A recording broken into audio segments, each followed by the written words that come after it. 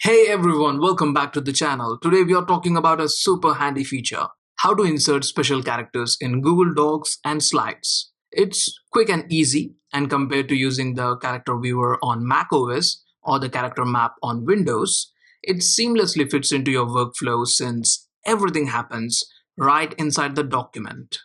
Let's dive in and see how it works.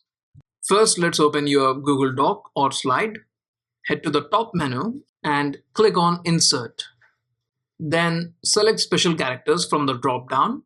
A box pops up, and now you can search for the character you need or browse through categories like punctuation, arrows, or even emojis. It's that simple.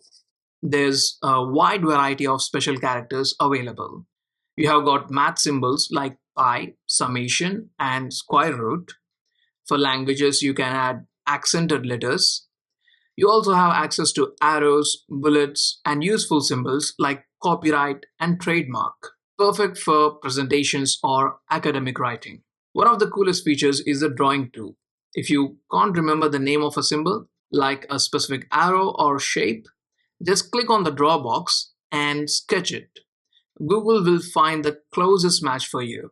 This makes finding the right character super easy without needing to search through endless lists.